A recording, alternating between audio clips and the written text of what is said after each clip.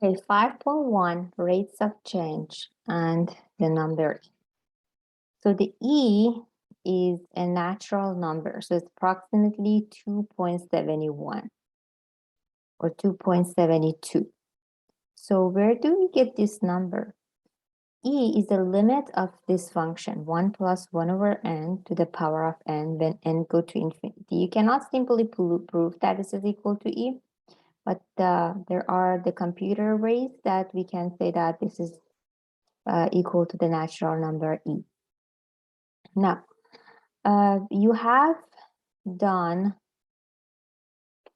graphing y is equal to e power x, any exponential power x, like y is equal to 2 power x in grade 11 advanced, 12 advanced function. So to graph this, the key points you can have is -1, 0, and 1. These three key points is enough for you to graph that. 2 to the power of -1 is 1 over 2. 2 to the power of 0 is 1. 2 to the power of 1 is 2.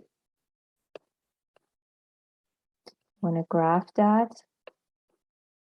1 is 2.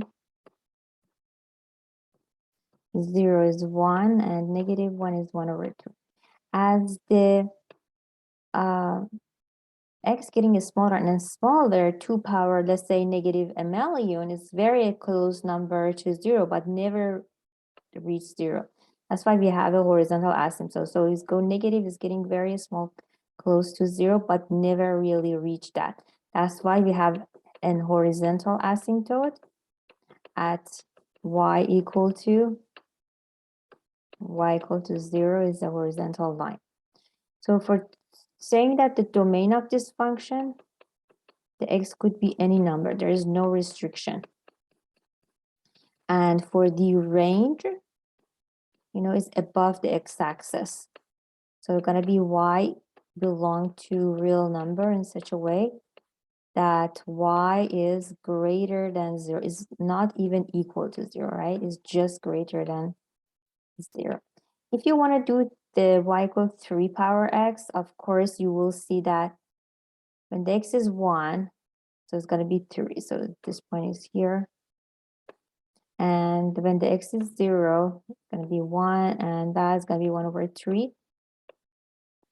And that would be the graph again. But this is for y is equal to 3 power x. As you see, when the basis A is just growing faster here, and this is decreasing faster at this end. So just reminding what is the exponential function and how to graph that. This set of questions help you to do it. So here, let's say if you do that, you get a bunch of points. -1 means 1 unit down. When the base is less than 1, so instead of the increasing, your function is decreasing. Doing some stretch, you will see the property of that. Having a negative x means it's reflected respect to the y-axis. And those kind of transformation you can review by doing these worksheet problems.